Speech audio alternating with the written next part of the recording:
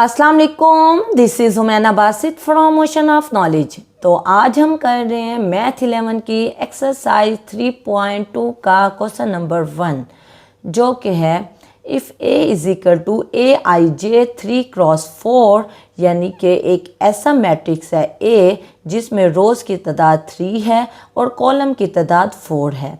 Then show that first part है I3 a is equal to a, ये part Multan में 2018 में आ चुका है, और सेकंड पार्ट है AI4 इज़ इक्वल टू ए, और ये पार्ट भी 2018 में आ चुका है। दोनों पार्ट अहम हैं। तो फर्स्ट पार्ट को हम देखते हैं। उसने कहा है A is equal to a i j 3x4।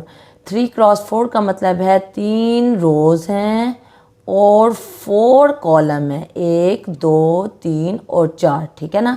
और ए आई जे का मतलब है कि जो एलिमेंट हैं मैट्रिक्स ए के वो इस शक्ल में है। ए आई जे यानी कि A11 पहली रो पहला कॉलम, A12 पहली रो दूसरा कॉलम, A13 पहली रो तीसरा कॉलम, A14 पहली रो चौथा कॉलम। इसी तरह A21 यानी कि दूसरी रो पहला कॉलम, A22 दूसरी रो दूसरा कॉलम, और कहाँ तक जा रहा है A34 तक जा रहा है, क्योंकि यहाँ रो की तादाद 3 है और कॉलम की तादाद 4 है।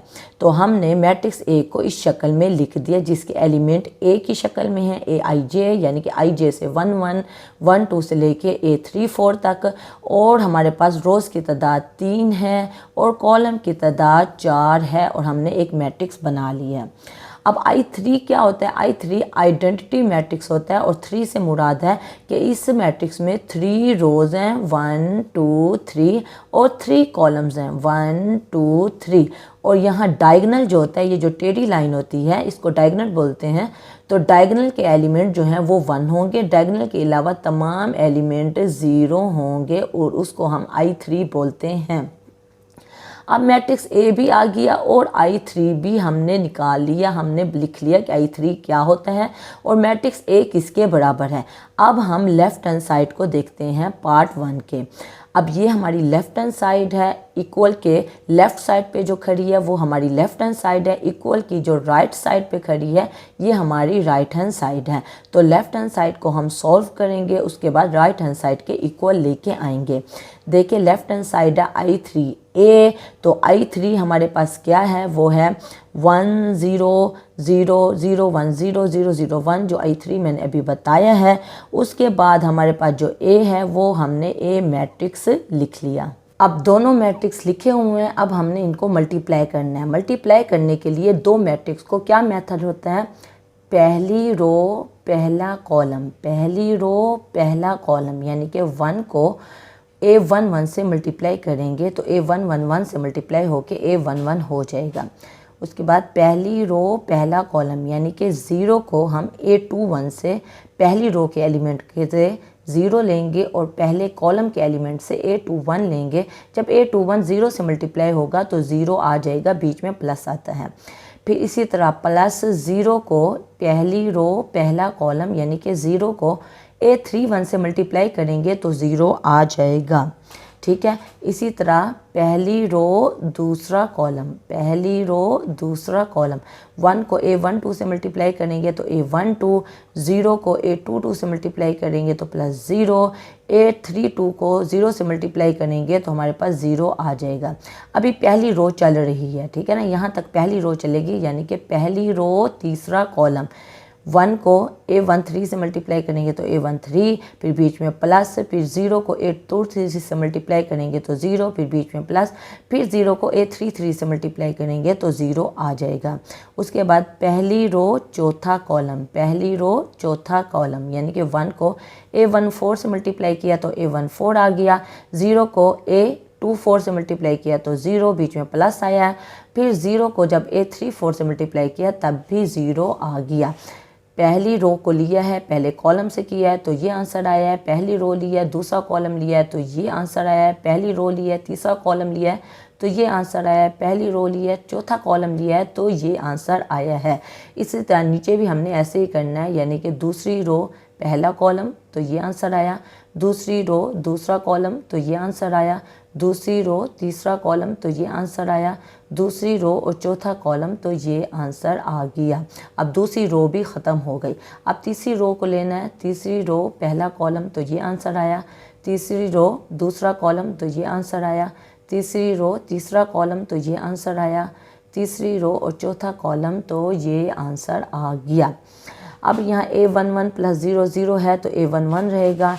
यहाँ A12 में 0 0 ऐड करेंगे तो A12, यहाँ A13, यहाँ A14 और सब जाके A34 तक आ जाएंगे। अब जब हमने ये देखा, ये मैट्रिक्स देखा, तो ये मैट्रिक्स किसके बराबर था? ये मैट्रिक्स A के बराबर ही था, जो कि हमारी राइट हैंड साइड है। तो क्वेश्चन नंबर 1 का फर्स्ट पार्ट हो गया है। हमने लेफ्ट हैंड साइड को लिया है I3A को। तो I3A को लेने के बाद जब हमने सॉल्व किया है, मल्टीप्लाई किया है, ऐड किया है, तो हमारे पास फिर से मैट्रिक्स A आ गया है, जो कि हमारी राइट हैंड साइड है। उसके बाद सेकंड पार्ट है। सेकंड पार्ट में भी लेफ्ट हैंड साइड हमारे पास AI4 है और राइट हैंड साइड हमारे पास A है, यानी राइट हैंड साइड A है। हमने लेफ्ट हैंड साइड को लेना है और राइट हैंड साइड के इक्वल लेके आना है। इसी तरह मैट्रिक्स A जो दिया हुआ है AIJ 3 क्रॉस 4 है, इसको जब हम मैट्रिक्स की शक्ल में लिखेंगे, यानी कि रोज़ 3 हैं, कॉलम 4 है, तो A मैट्रिक्स बन जाएगा A11 से लेके A34 तक। उसके बाद यहाँ क्योंकि लेफ्ट हैंड साइड जो हमारे पास है वहाँ I4 मल्टीप्लाई हो रहा है, यहाँ पे I4 दिया हुआ है। I4 आइडेंटिटी मैट्रिक्स है, यानी कि डायगोनल जो हैं, ये जो टेढ़ी लाइन है ये 1 1 होंगे, बाकी सारे एलिमेंट 0 होंगे। इसको I4 कहेंगे, आइडेंटिटी मैट्रिक्स कहेंगे, जिसमें रोज़ की तादाद भी 4 है, ठीक है, और कॉलम की तादाद भी 4 है, ठीक है। अब हमने क्या करना है, लेफ्ट हैंड साइड को लेना है, जो कि है AI4। मैट्रिक्स A ले लिया और फिर I4 जो हमने कहा है ये हमने ले लिया। अब हमने क्या करना है, अब हमने मल्टीप्लाई करना है दो मैट्रिक्स को।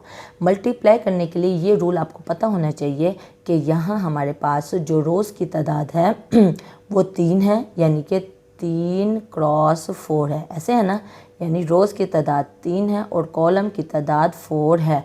और यहाँ पे हमारे पास रोज़ की तादाद भी 4 है और कॉलम की तादाद भी 4 है इस मैट्रिक्स में। तो जब पहले मैट्रिक्स की आखिरी वाली, यानी कि पहले मैट्रिक्स के कॉलम और दूसरे मैट्रिक्स के रोज़ अगर इक्वल हों, यानी कि m क्रॉस n होता है ना, m क्रॉस n कहते हैं, m रोज़ और n कॉलम। तो यानी कि यहाँ हमारे पास पहले मैट्रिक्स के n जो हैं, कॉलम जो हैं, वो इक्वल हों दूसरी मैट्रिक्स के रोज़ से, यानी कि m से। तो इसका मतलब है हम दो मैट्रिक्स को मल्टीप्लाई कर सकते हैं, ठीक है ना। पहले मैट्रिक्स के कॉलम और दूसरे मैट्रिक्स के रोज़ अगर इक्वल हों, यहाँ भी 4 है, यहाँ भी 4 है, तो इसका मतलब है हम इन दो मैट्रिक्स को मल्टीप्लाई कर सकते हैं। मल्टीप्लाई करने का वही मेथड, यानी कि पहली रो पहला कॉलम, ये आंसर आ जाएगा। पहली रो दूसरा कॉलम, तो ये आंसर आ जाएगा। पहली रो और तीसरा कॉलम, तो ये आंसर आ जाएगा। पहली रो और चौथा कॉलम, तो ये आंसर आ जाएगा। देखिए मैं आपको करके दिखाती हूँ। A11 को जब 1 से मल्टीप्लाई करेंगे A11 आ जाएगा, फिर बीच में प्लस आता है। A12 को जब 0 से मल्टीप्लाई करेंगे तो 0, A13 को जब 0 से मल्टीप्लाई करेंगे तो 0, A14 को जब 0 से मल्टीप्लाई करेंगे तो 0। इस तरह दूसरी रो पहला कॉलम, ये आंसर, दूसरी रो दूसरा कॉलम, तो ये आंसर, दूसरी रो तीसरा कॉलम, तो ये आंसर, दूसरी रो और चौथा कॉलम, ये आंसर। इसी तरह तीसरी रो पहला कॉलम, ये आंसर, तीसरी रो दूसरा कॉलम, ये आंसर, तीसरी रो तीसरा कॉलम, तो ये आंसर, तीसरी रो और चौथा कॉलम, तो ये आंसर आ गया। जब हमने ऐड किया तो हमारे पास A11 से लेके A34 तक आ गया। अब ये मैट्रिक्स क्या है, ये मैट्रिक्स A है, जो कि हमारी राइट हैंड साइड है। तो left hand side right hand side के इक्वल आ गई। तो कोई कन्फ्यूजन हो, कोई मसला हो, कोई बात समझ ना आई हो, आप नीचे कमेंट में पूछना, मैं इंशाल्लाह कमेंट बॉक्स में उसका डेफिनेटली जवाब दे दूँगी। तो अपना ख्याल रखिएगा। ओके, फिर अल्लाह हाफिज़।